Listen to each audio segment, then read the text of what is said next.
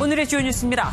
여야가 다음 달 2일과 3일 이틀간 조국 법무부 장관 후보자 인사청문회를 열기로 합의했습니다. 조 후보는 국민의 질책을 기꺼이 받겠다며 청문회에서 제기된 의혹을 소상히 밝히겠다고 말했습니다.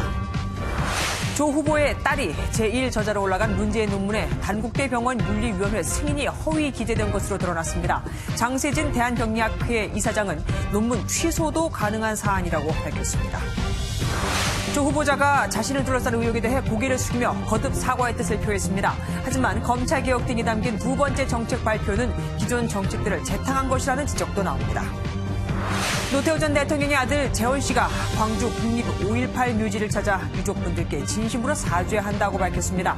이번 참배는 아버지 노 전 대통령의 뜻에 따른 것으로 알려졌습니다. 일본 극우단체 선박을 방어하는 연습을 끝으로 독도훈련이 끝났습니다. 일본 자위대는 오늘부터 한 달 동안 미군과 연합전시 증원훈련에 들어갔는데 이례적으로 한국과 가까운 일본 서남단에서 실시돼 논란이 일고 있습니다. 하이패스 카드에서 돈이 빠져나갔는데도 미납 청구서가 날아온 경우가 종종 발생하고 있습니다. 전산 오류인데 중복 납부되는 실태를 MBN이 고발합니다.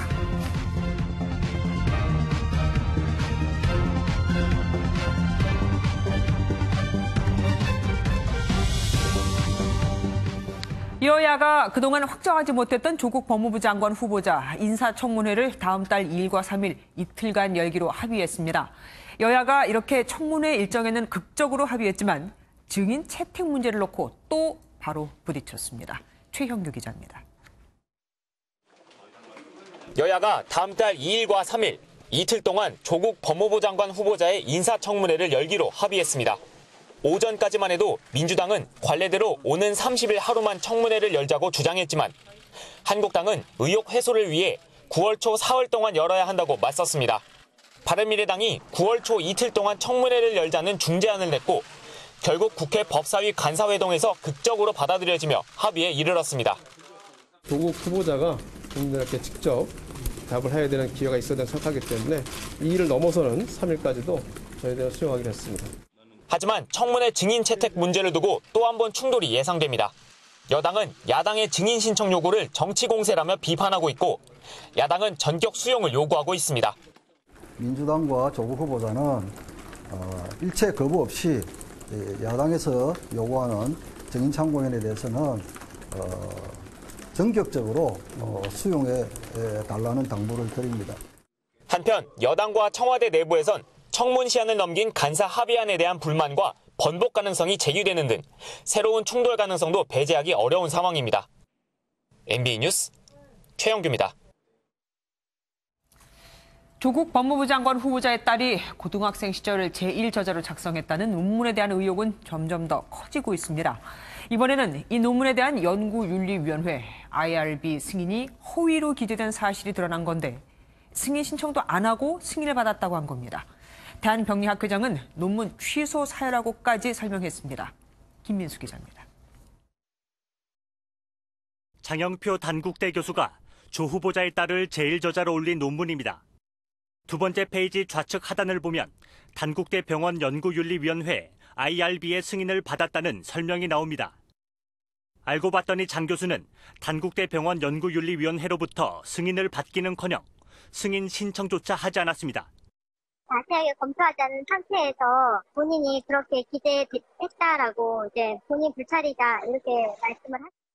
단국대 병원 측은 조만간 징계위원회에 장 교수를 불러 허위 기재 경위를 추궁할 계획입니다. 징계위원들은 논문 취소를 권고할 가능성이 높은데 장 교수가 이를 거절하면 대한병리학회에 논문 취소를 요청할 것으로 보입니다. 대한병리학회는 단국대 병원 징계위원회의 요청에 따라 장 교수의 논문을 직권으로 취소할 수도 있다고 밝혔습니다. 윤리위원회에서 결정한 거와 달리 한다면은 우리가 그때는 다른 조치를 취할 수 있겠죠. IRB 허위 기재를 중대한 거짓말이라고 밝힌 장세진 대한병리학회 이사장은 논문 취소 사유가 될 수 있다며 논문 자진 철회를 희망한다고 밝혔습니다. MBN 뉴스 김민수입니다. 조국 후보자의 딸이 받은 장학금에 대해선 부산대 의전원과 서울대 측이 절차상 문제는 없다고 밝혔습니다. 하지만 장학금의 특혜 논란은 여전합니다. 서울대에서는 조 후보자 딸을 추천한 사람이 없었고 부산대 의전원에서는 지도교수를 따로 불러 장학금 지급에 심사숙고하라며 당시에 경고성 발언까지 했었거든요. 홍주환 기자가 보도합니다. 부산대 의학전문대학원이 조국 법무부 장관 후보자의 딸 조모 씨가 받은 장학금에 대해 해명했습니다. 외부 장학금은 받는 사람이 지정이 되어서 학교로 전달되는 장학금이어서 절차상으로는 문제가 없는 것으로 파악하고 있습니다. 하지만 다른 학생들은 한 번만 받은 장학금을 조 씨에게는 6번이나 줬다는 점에서 특혜 논란은 사그라들지 않고 있습니다. 서울대 총동창회 장학재단 관학회와 서울대 역시 조 씨가 받은 장학금에 규정상의 문제는 없다는 입장입니다.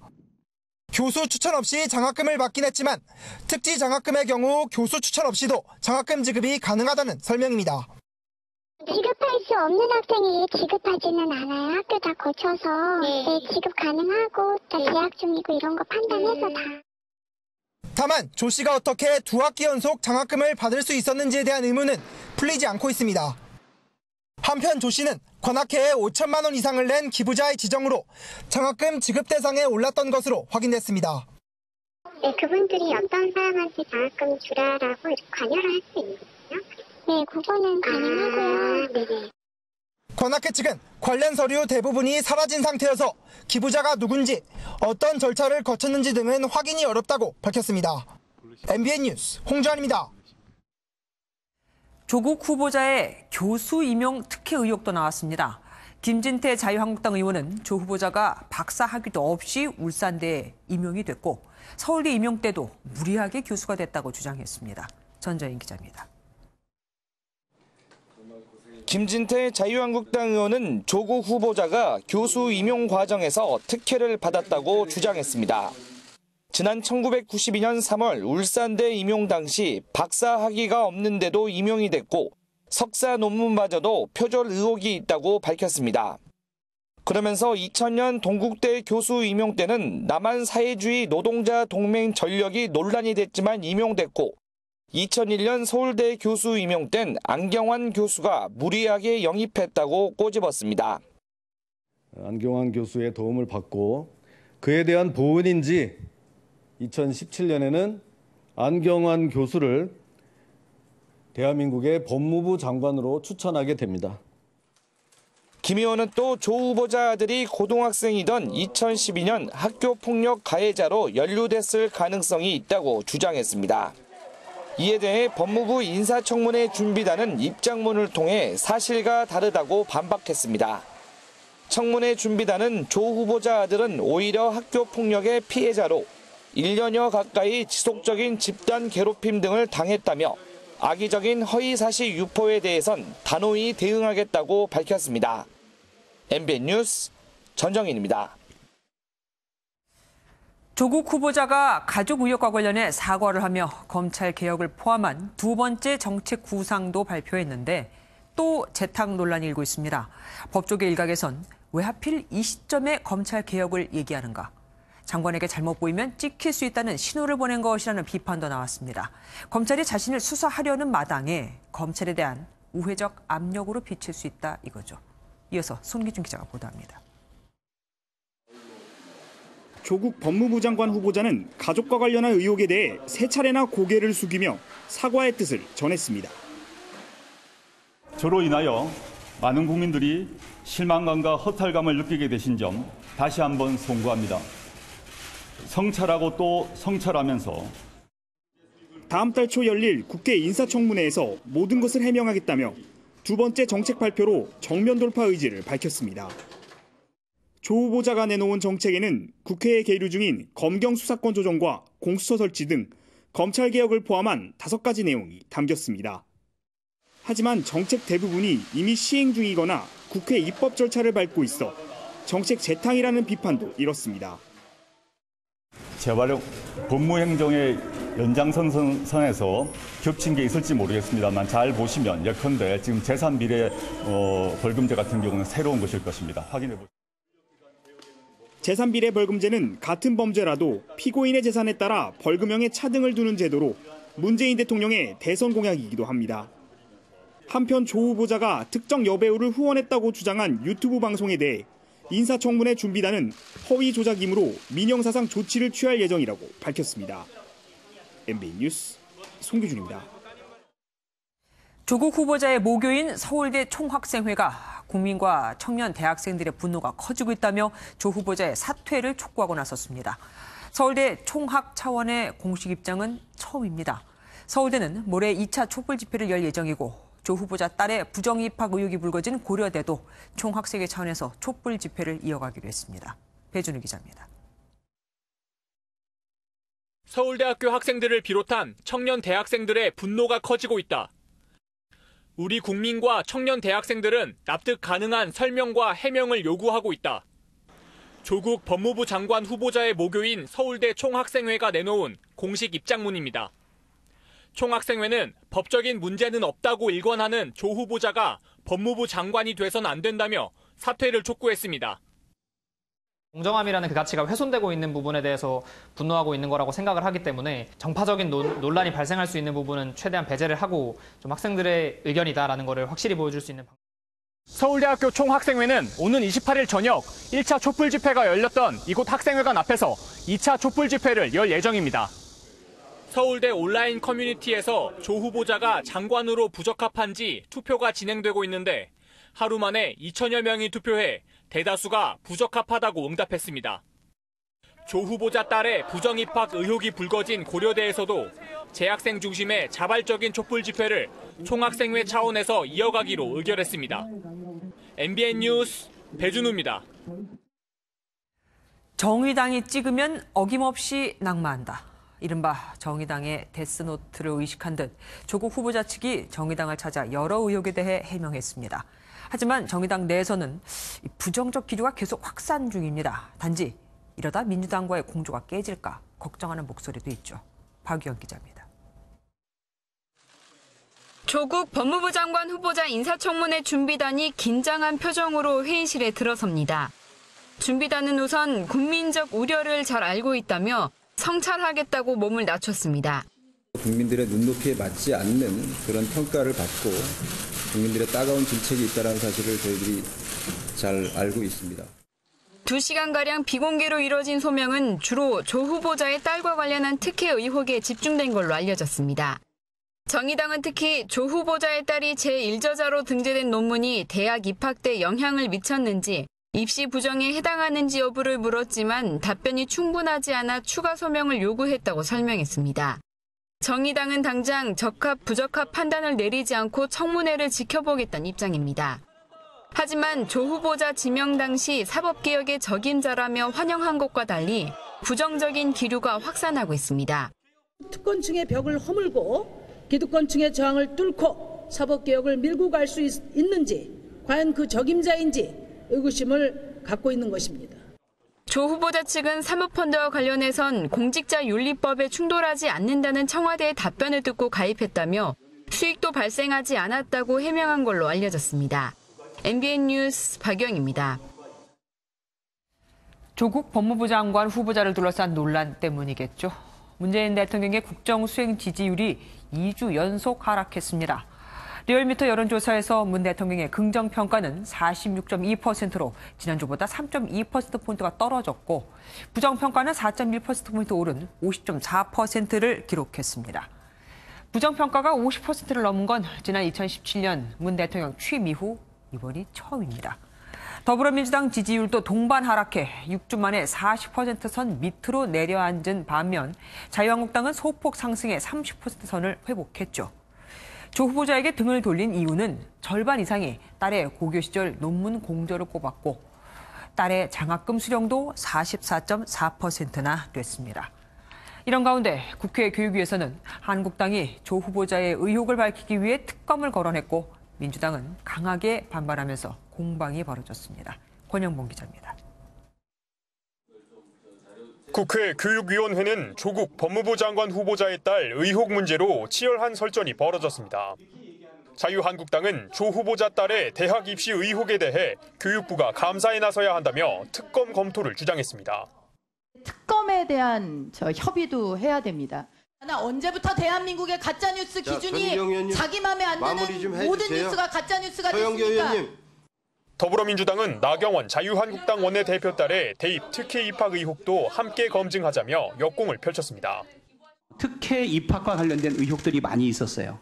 이번 기회에 같이 한번 검증해보면 어떨까 싶습니다. 국회 예산결산위원회에서도 조 후보자의 의혹이 논란이 됐고 이낙연 국무총리는 청문회를 보고 결정하자며 신중한 입장을 보였습니다. 청문 과정을 통해서 국회가 공식적인 검증을 해주시기 바랍니다. 그런 결과까지 감안해서 저도 판단을 할 것입니다. 조국 법무부 장관 후보자에 대한 11건의 고소고발에 대해 박상기 법무부 장관이 절차에 따라 수사를 하겠다고 밝혔지만 이를 둘러싼 여야의 신경전이 계속될 전망입니다. MBN 뉴스 권용범입니다. 어제부터 이틀간 실시된 동해 영토 수호 훈련이 오늘 마무리됐습니다. 그런데 이 훈련이 끝나자마자 공교롭게도 일본 자위대가 오늘부터 한국과 가장 가까운 규슈 지역에서 미군과 연합훈련에 들어갔습니다. 백길종 기자입니다. 이지스함, 육군 특전사 요원 등을 투입해 역대 최대 규모로 진행된 동해 영토 수호 훈련이 이틀간 훈련을 마무리 지었습니다. 일본 극우단체 선박 등이 무단으로 진입한 상황을 가정해 이뤄진 오늘 훈련에는 해경 경비함정 4척, 해군 함정 5척 등이 투입됐습니다. 독도 훈련은 1년에 2차례씩 진행되기 때문에 올해 한 차례 더 대규모 훈련이 이뤄질 것으로 보입니다. 훈련 규모 그리고 성격 그리고 그런 것들을 포함한 상황을 고려해서 아직 결정되지 않았습니다. 이런 가운데 일본에서는 오늘부터 한 달 동안 일본 자위대와 미 육군이 함께 전시 증원 연습에 돌입했습니다. 전시 증원 연습이란 유사시 미군 전력이 투입되는 절차 등을 훈련하는 것으로 미1이 이 같은 훈련을 공식화한 건 이번이 처음입니다. 특히 통상 미일 정례 훈련이 일본 동북부에서 실시된 것과 달리 이번 훈련은 부산과 300km 떨어진 지역에서 실시됐습니다. 미 본토 또는 하와이, 기타 지역에 있는 미군들이 그 현장으로 증원하고 전개하는 전반적인 절차를 연습하는 거예요. 독도 방어 훈련을 놓고 한일 간 긴장감이 고조되는 가운데 일본이 미군과 연합훈련 강화 움직임에 나서고 있다는 해석이 나옵니다. MBN 뉴스 백길종입니다. 이런 상황에서 트럼프 미국 대통령은 불난 집에 부채질하는 걸까요? 한미연합훈련이 돈 낭비라며 필요 없다고 밝혔습니다. 미국 국무부 대변인도 미군 안전을 우려하며 지소미아 종료 결정의 불쾌감을 여과 없이 드러냈습니다. 미국에 피해가 올 수 있다는 겁니다. 신재우 기자입니다. G7 정상회의에 참석한 트럼프 미국 대통령은 김정은 북한 국무위원장으로부터 지난주 친서를 받았다면서 또다시 한미연합훈련이 필요 없다고 주장했습니다. 아베 신조 일본 총리와 정상회담을 하기 직전이었습니다. He was upset that South Korea was doing the war games, as you call them. I don't think they were necessary either, if you want to know the truth. I think it's a total waste of money. 이번 발언은 한미 간 분담금 협상에 앞서 우리를 압박함과 동시에 북미 실무협상 재개를 위해 북한에 유화 메시지를 보낸 것으로 해석됩니다. 미국 국무부 역시 지소미아 종료 결정을 또다시 비판하며 우리 정부를 압박했습니다. 미 국무부 대변인은 트위터에서 이번 결정은 한국 방어를 더욱 어렵게 하고 미군에 대한 위협을 증가시킬 수 있다고 밝혔습니다. 국무부 대변인이 미군을 지소미아와 처음으로 연관지어 언급한 것인데 최근 급박하게 돌아가고 있는 동북아 안보 환경에서 미군 역할이 축소되는 걸 우려한 것으로 분석됩니다. 또 해당 트윗은 몇 시간 만에 주한 미국 대사관이 한국어로 번역해 리트윗했는데 본국의 이러한 메시지를 우리 국민에게 적극 전달하려는 의도로 풀이됩니다. MBN 뉴스 신재우입니다. 문재인 대통령이 우리나라 부품 소재 관련 기업에 투자하는 필승 코리아 펀드에 가입했습니다. 사실상 극일 펀드입니다. 황정 기자가 보도합니다. 은행 창구로 들어온 문재인 대통령이 펀드에 가입합니다. 제가 너무 긴장을 해가지고 조금만 기다려 주십시오. 알겠습니다. 뭐 주식 펀드 다 처음이에요. 아, 그러시군요. 문 대통령이 가입한 펀드 이름은 필승 코리아 국내 주식형 펀드로 문 대통령은 5천만 원을 투자했습니다. 이 펀드는 소재와 부품, 그리고 장비 관련 기업에 주로 투자하며 펀드 운용 보수의 절반은 소재 부품 관련 연구기관에 장학금으로 기부됩니다. 사실상 극일 펀드인데 문 대통령은 일본 수출 규제에 대응하려면 제조업 투자가 중요하다며 이와 비슷한 제2, 제3의 펀드가 생겨야 한다고 강조했습니다.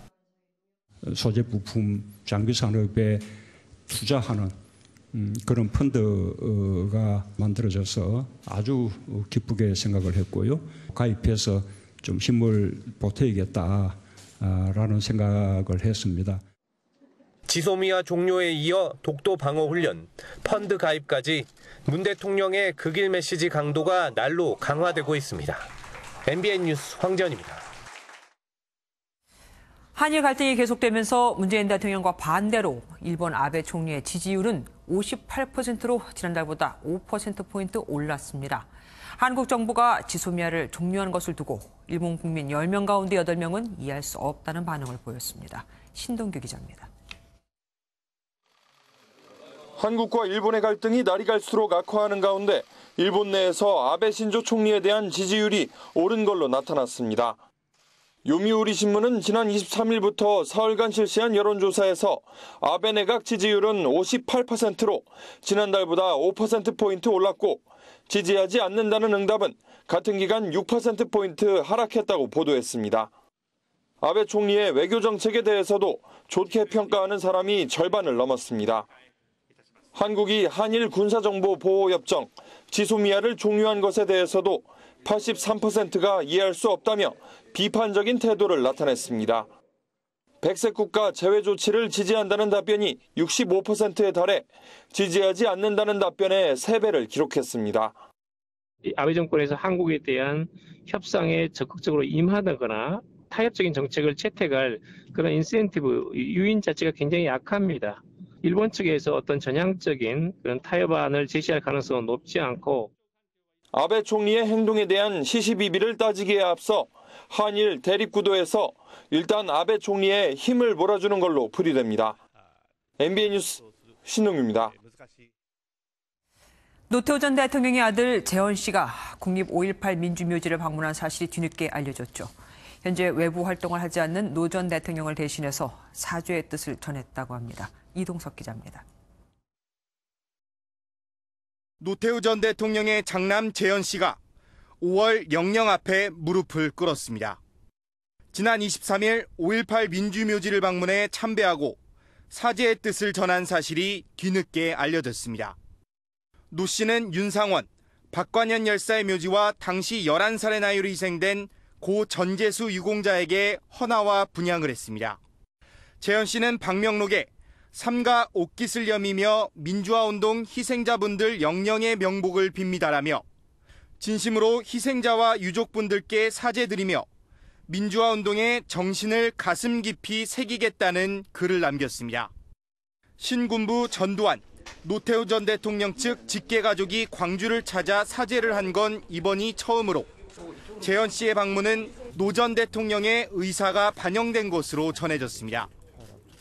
한편 노 전 대통령은 건강에 특별한 문제는 없는 것으로 알려진 가운데 특별한 외부 활동 없이 서울 연희동 자택에서 주로 시간을 보내고 있습니다.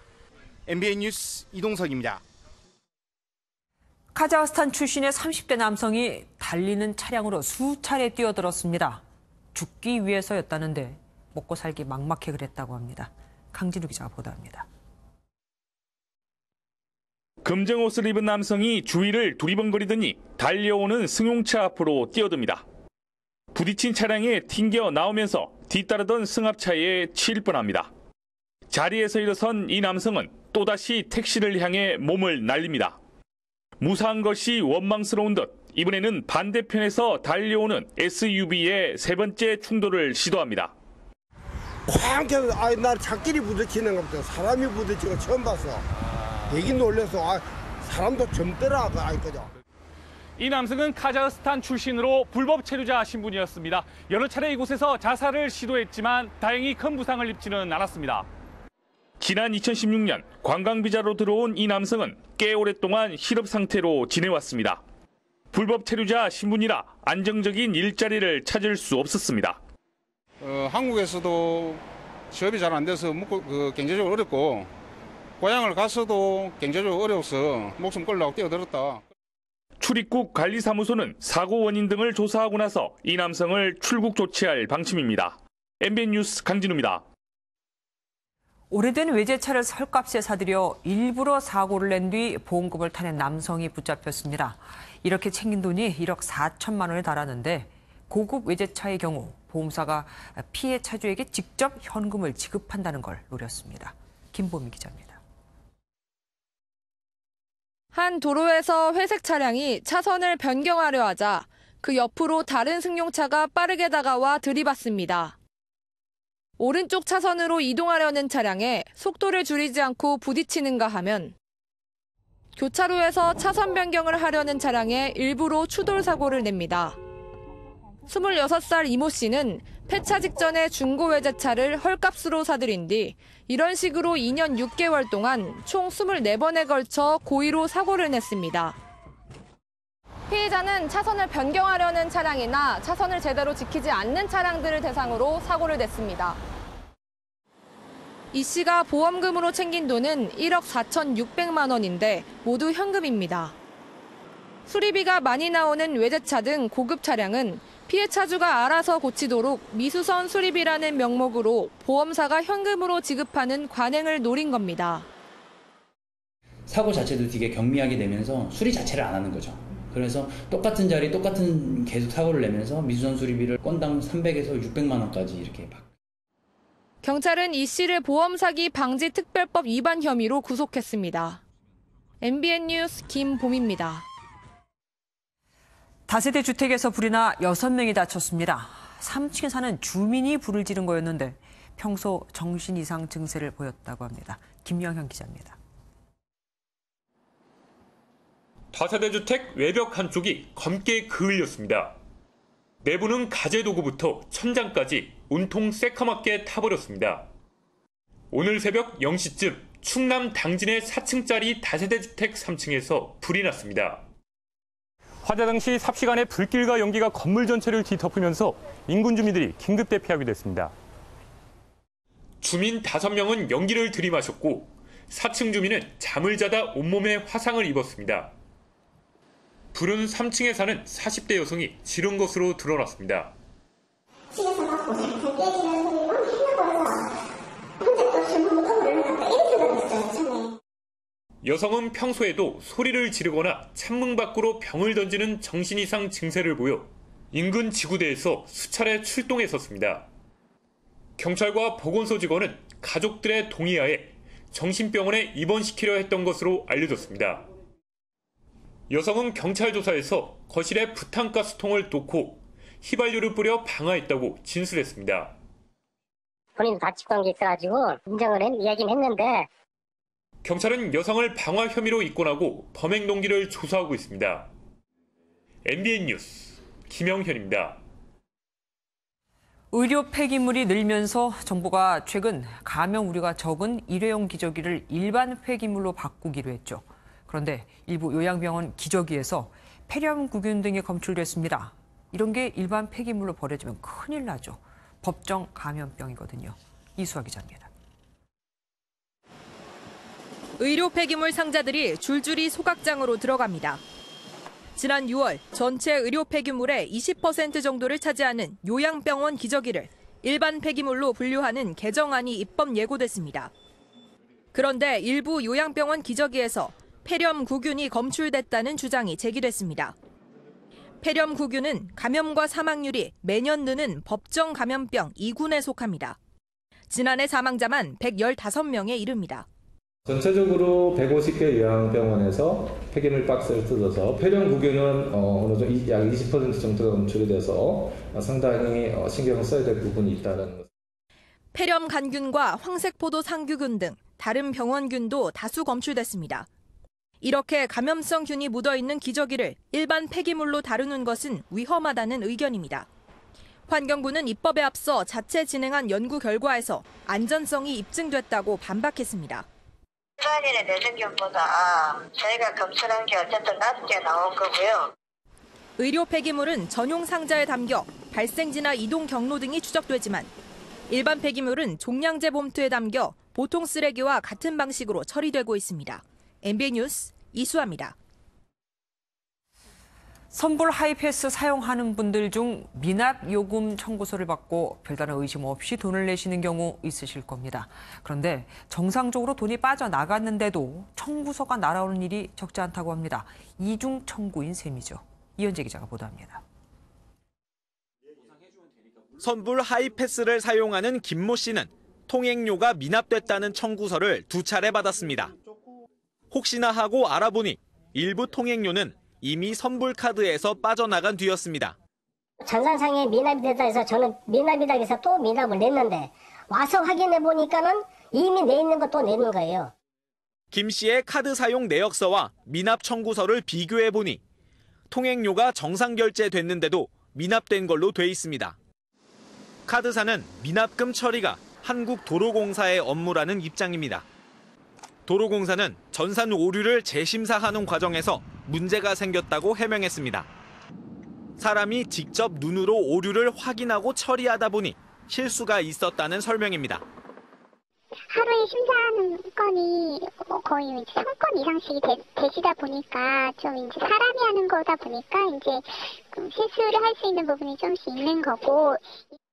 사정이 이런데도 이용자가 문제를 제기하지 않는다면 환불조차 이루어지지 않습니다. 이런 문제를 시정할 수 있도록 시스템 개선이 시급합니다. MBN 뉴스 이현재입니다. 해외 봉사활동 프로그램을 운영하는 한 사설단체가 학생들의 활동비만 챙긴 채 사실상 잠적해 논란이 일고 있습니다. 피해 학생이 100여 명에 피해 금액도 1억 원에 이르지만 지자체나 정부는 나몰라랍니다. 사설 봉사단체가 관리, 감독 사각지대에 놓여 있거든요. 임성재 기자가 보도합니다. 대학생 유창환 씨는 지난 2월 해외 봉사를 위해 한 사설단체를 이용했다가 낭패를 봤습니다. 단체 대표 송모 씨가 해외로 잠적하면서 봉사도 못 가고 활동비 명목으로 송금한 50만 원도 돌려받지 못한 겁니다. 전화가 안 된다. 계속 이렇게 핑계만 대고 연락을 아예 그냥 안 받으려고 하더라고요. 피해자만 100여 명, 피해 금액도 1억 원 상당에 이르는 것으로 알려진 가운데 현재 단체 대표 송 씨는 경찰의 사기 혐의로 고소된 상황. 해외에 지금 나가갖고 더 이상 사건이 진행해서 기소중개 의견으로 수배시킨 거죠, 우리가. 사정이 이런데도 봉사단체 등록 업무를 하는 관할 지자체는 뒷짐만 지고 있습니다. 비영리 민간단체는 그 자율성을 최대한 보장하고 있기 때문에 따로 점검을 하거나 그런 건 없어요. 행정안전부의 위탁으로 봉사단체를 관리하는 자원봉사센터 역시 지원 업무만 할 뿐 관리 감독은 전혀 이뤄지지 않고 있습니다. 이렇다 보니 해외에 잠적 중인 대표 송 씨가 최근 자원봉사센터에 연락해 봉사활동 명목으로 강의실 지원까지 받은 것으로 드러났습니다.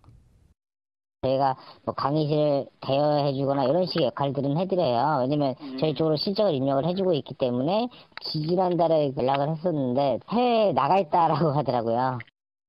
관리 사각 속에 해외 봉사를 가려는 또 다른 학생들이 피해를 볼 수 있는 상황. MBN 취재가 시작되자 행안부는 지침과 상관없이 관할 지자체와 협의해 문제단체에 대해 점검을 벌이겠다고 밝혔습니다. MBN 뉴스 임성재입니다.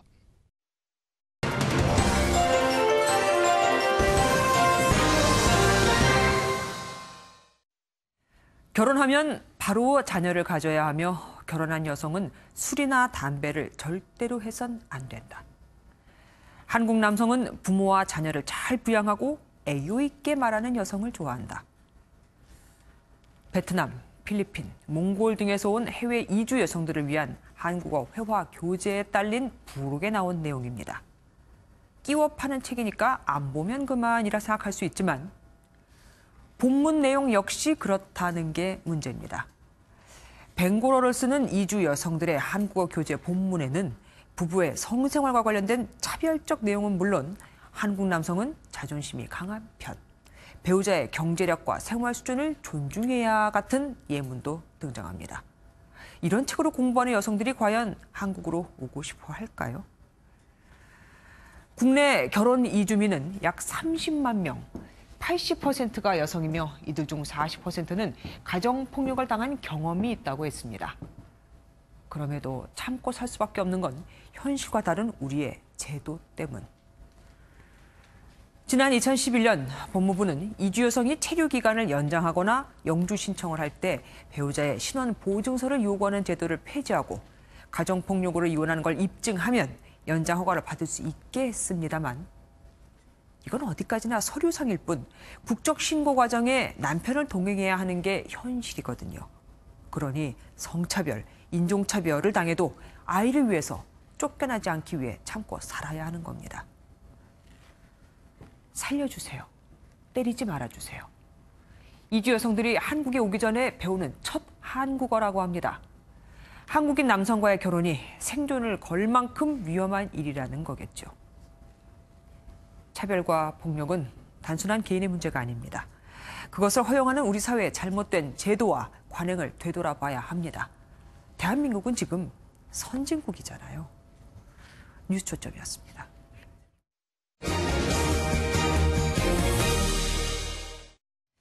연동형 비례대표를 골자로 한 선거법 개정안이 정치개혁특별위원회 소위원회를 통과해 전체 회의로 넘어갔습니다. 물론 자유한국당은 반발했죠. 제2의 패스트트랙 폭거라면서요. 김도현 기자입니다.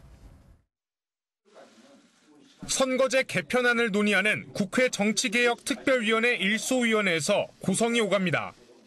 정개특위 활동 시한 만료를 앞두고 김종민 소위원장이 선거제 개편안을 전체 회의로 넘기려 하자 한국당 의원들이 거세게 항의합니다. 없으면 이 있어요? 이 있어요.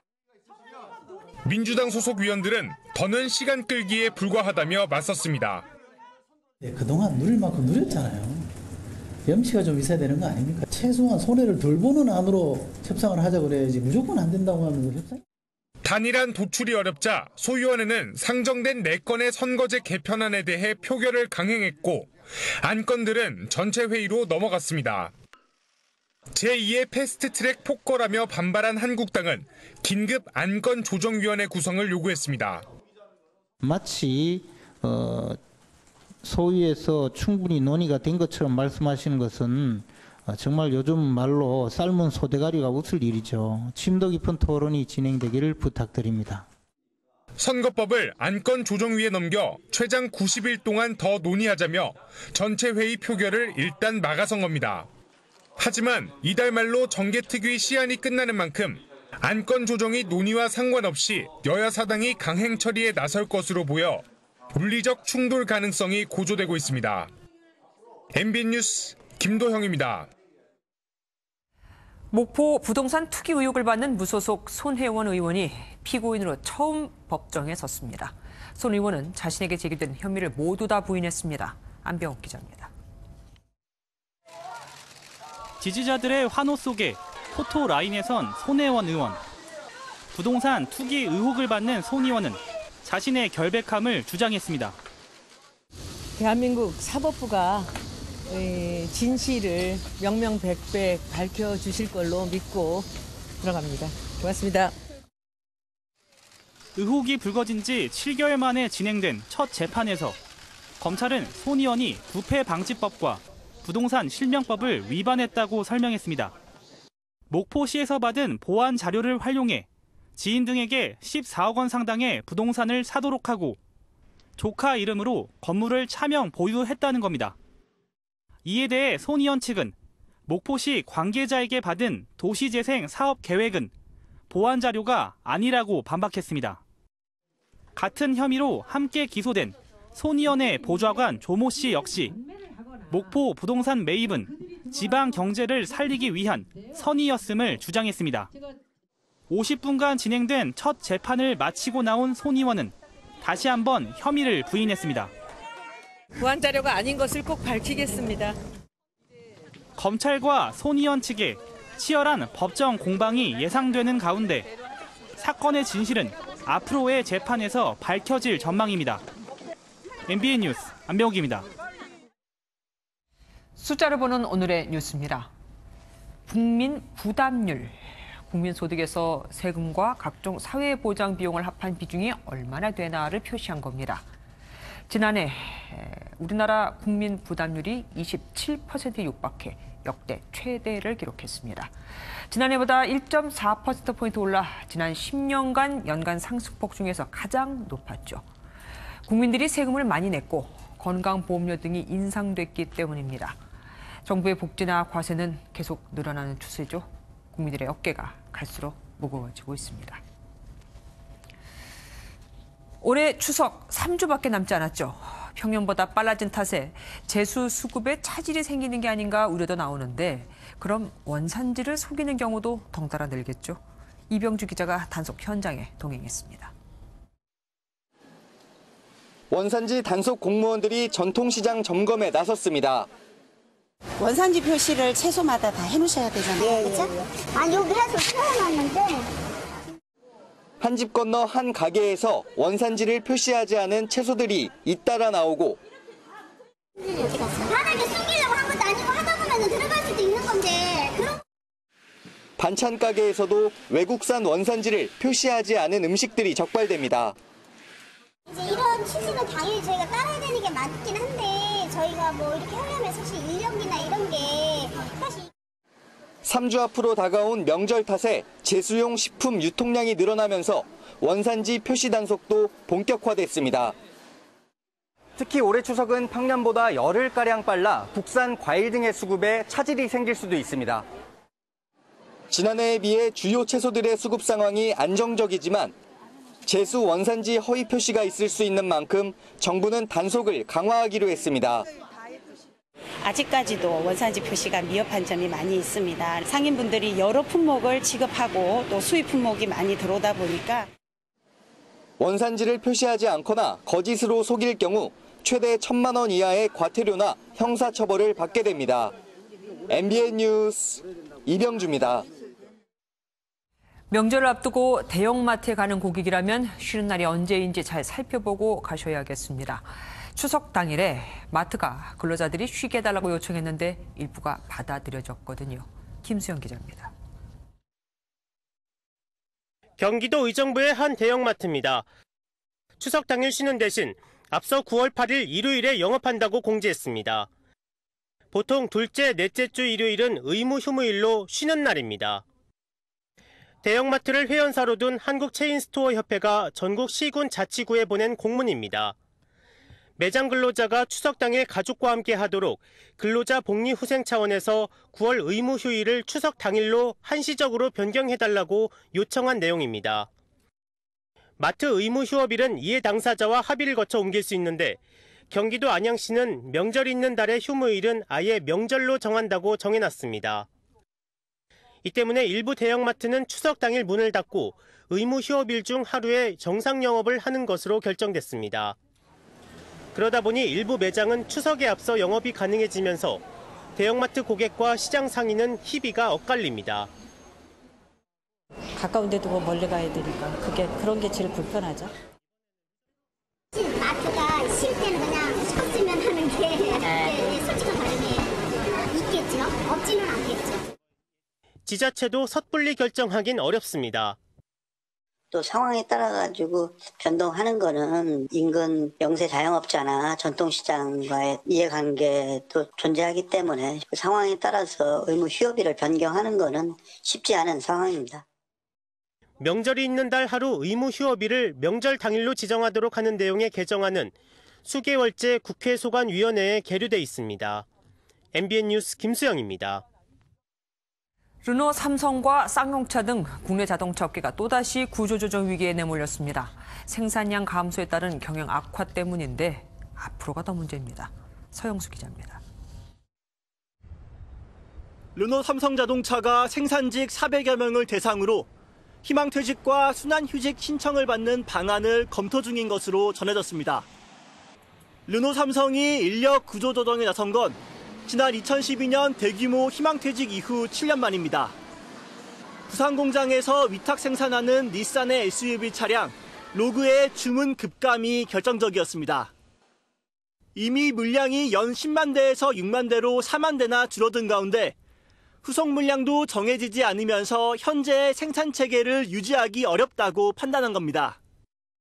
그 생산 추세상 현재 지금 시간당 60대 생산에서 45대 생산으로 지금 조정하는 것을 지금 검토하고 있는 건 맞고 그에 따른 인력 조정이 필요할 수 있으니 다른 자동차 업체도 생산량 감소 여파를 피하지 못하고 있습니다.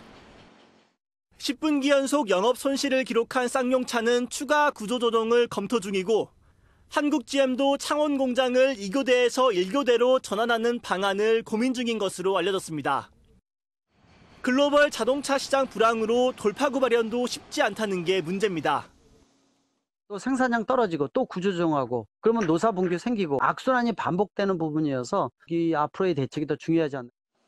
사측의 구조조정안에 노조도 강력 반발을 예고하면서 자동차 업계에 또다시 먹구름이 들이우고 있습니다. MBN 뉴스 서영수입니다. 성분이 뒤바뀐 신약 인보사로 논란을 일으킨 코오롱 티슈진이 주식시장에서 퇴출됩니다. 가짜 서류로 상장을 했다는 건데 이미 손실이 큰 6만 명에 달하는 소액 주주들. 하루아침에 그나마 있는 주식까지 휴지 조각이 될 위기에 처했습니다. 이기종 기자입니다. 2017년 11월 상장에 한때 시가총액 4조 원을 넘기며 코스닥 5위권에 오른 코오롱 티슈진. 골관절염 치료제 인보사로 회사 가치를 인정받은 건데 성분이 뒤바뀐 것으로 확인되면서 상황이 급 반전됐습니다. 식약처가 지난 5월 말 판매 허가를 취소한 데 이어 한국거래소도 기업심사위원회를 열어 주식시장에서 퇴출하기로 가닥을 잡았습니다. 상장 심사 당시 핵심 요소였던 인보사의 성분이 바뀐 건 고의성과 관계없이 중대한 허위라고 판단한 겁니다. 다만 최종 결정까진 2차례 심의가 더 필요하고 최대 2년 정도 소요되는데 이 기간 거래는 정지됩니다. 이미 수천억 원의 손실을 본 것으로 추정되는 6만 명의 소액주주들은 그나마 보유한 주식도 휴지 조각이 될 위기에 처한 겁니다. 코오롱 티슈진 상장 폐지 결정을 앞두고 오늘 하루 주요 바이오주 주가도 큰 폭으로 하락했습니다.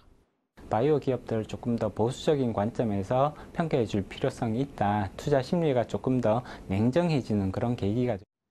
회사 측은 성분이 뒤바뀐 과정에 고의성은 없었다며 앞으로 절차에서 적극 소명해 상장이 유지될 수 있도록 노력하겠다고 밝혔습니다. MBN 뉴스 이기종입니다. 평화롭게 진행되던 홍콩 시위가 지난 주말 다시 폭력으로 얼룩졌죠. 시위대의 강력한 저항에 경찰은 이번 시위 발생 이후 처음으로 물대포에 실탄까지 발사했습니다. 구경호 기자입니다. 성난 일부 시위대가 쇠 몽둥이를 휘두르며 위협하자 경찰들이 뒷걸음치며 후퇴합니다. 그러다 상황이 역전됩니다.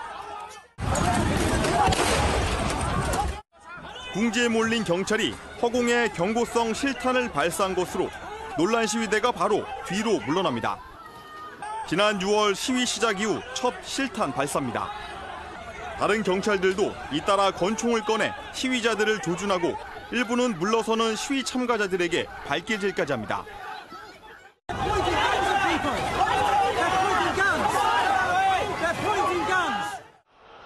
열흘간 평화롭게 진행됐던 홍콩 시위가 지난 주말 시위대와 경찰 간의 격한 충돌로 다시 폭력 사태로 얼룩졌습니다. 화염병과 벽돌, 최루탄과 고무탄이 난무한 가운데 경찰은 살수차 2대도 동원해 시위대 해산에 나섰습니다. I think that we blocked the road. That's why the protest fired the tear gas and then just want then all of our protesters get angry. Yeah. 이 과정에서 시위대 22명이 다쳤고 30명 이상이 체포됐습니다.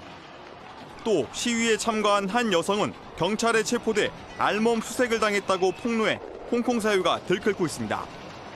주말 시위가 폭력 사태로 번지면서 중국 중앙정부의 개입 가능성이 커졌다는 우려도 나오고 있습니다. MBN 뉴스 구경호입니다.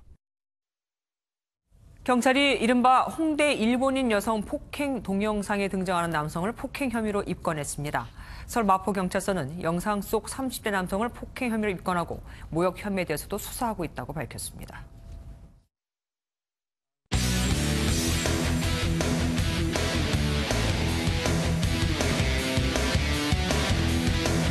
안녕하십니까. 스포츠 뉴스입니다. 여자 골프 세계 랭킹 1위 고진영 선수가 캐나다 퍼시픽 여자 오픈에서 시즌 4번째 우승을 차지했습니다. 그것도 72홀 동안 보기 하나 없는 완벽한 플레이로 말이죠. 김동환 기자입니다. 고진영의 아이언샷은 컴퓨터 같았습니다. 어디에서 치든 공이 홀컵 주변 반경 2m 안에 떨어졌습니다. 어쩌다 홀컵에서 좀 멀어지면 신기의 퍼팅감을 발휘하며 버디를 추가했습니다. 완벽한 플레이로 8개의 줄버디를 잡은 고진영은 공동 선두로 출발했던 라르센을 5타 차로 따돌리고 여유 있게 우승했습니다. I played just pro-am in 9 holes, and then my caddies arrived too late on Wednesday, but I'm still playing good today. We was happy. 물오른 고진영의 샷감은 아무도 막을 수 없었습니다. 나흘 동안 보기는 하나도 없이 버디만 26개. 72홀 노보기 우승은 2015년 박인비 이후 4년 만에 나온 진기록입니다.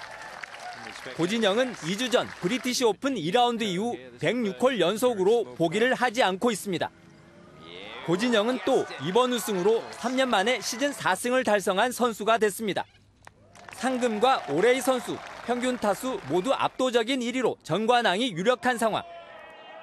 고진영이 몇 승을 더 추가할지가 남은 8경기의 최대 관전 포인트가 됐습니다. MBN 뉴스 김동환입니다. 카타르 월드컵 2차 예선 1차전 선수 명단 26명이 발표됐습니다. 벤투 감독은 지금이 적기라며 김신욱을 처음으로 호출하고 18살 이강인도 재발탁했습니다. 전광열 기자입니다. 벤투 감독은 러시아 월드컵 이후 태극마크를 달지 못했던 김신욱을 뽑았습니다. 중국 프로축구 진출 이후 7경기에서 골 8개와 도움 4개를 기록한 경기력을 높이 평가한 겁니다. 벤투 감독은 김신욱의 장점을 살릴 공격 전술을 찾겠다고 말했습니다.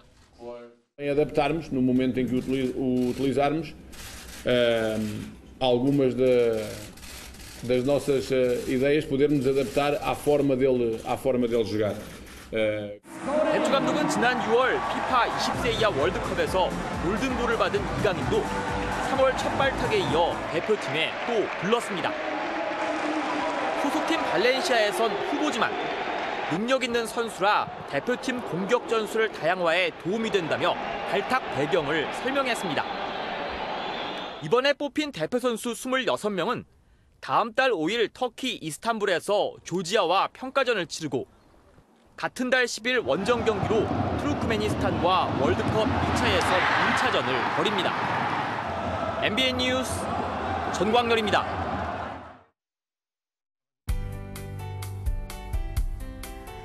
여름과 가을의 힘겨루기가 시작됐습니다. 북태평양 고기압의 힘은 작아지고 북서쪽의 선선한 고기압의 경계에서 비구름이 발달하는데요. 이 때문에 이번 주 남부지방을 중심으로는 잦은 비가 내리겠습니다. 특히 남해안과 제주를 따라 많은 비가 집중되겠고 돌풍과 벼락도 동반돼 주의가 필요하겠습니다. 모레까지 제주에는 많은 곳에는 300mm 이상의 비가 쏟아지겠습니다.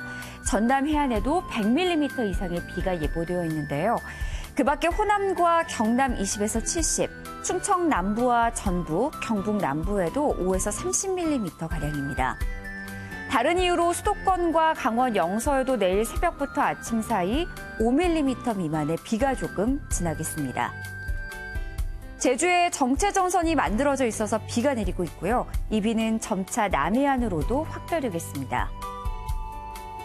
내일 중부지방은 30도 안팎의 낮더위가 계속되겠습니다. 내일 서울의 낮 최고기온 30도, 대전과 세종 28도를 가리키겠고요. 내일 남부지방은 오후까지, 남해안과 제주는 밤까지 비가 내리겠습니다. 동부지역 내일 종일 흐린 하늘이 예상됩니다.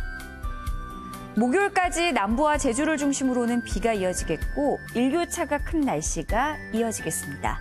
날씨였습니다. 뉴스팔이 선정한 이 현장의 사진입니다. 트럼프 미국 대통령이 허리케인을 막기 위해 핵폭탄을 사용하자는 제안을 여러 차례 했다는 주장이 나왔습니다. 허리케인을 핵무기로 공격해도 진로를 못 바꿀 뿐 아니라 방사능 낙진이 미국 본토로 날아와 심각한 재앙을 초래할 수 있다는 건 무시한 겁니다. 이런 유화적이고 즉흥적인 상상을 중국과의 무역전쟁이나 북한과의 핵협상, 나아가 우리나라의 방위비 분담금 협상 등 중대 현안에는 적용하지 않기를 바랄 뿐입니다. 뉴스파 여기서 마치겠습니다. 함께해 주신 여러분 고맙습니다.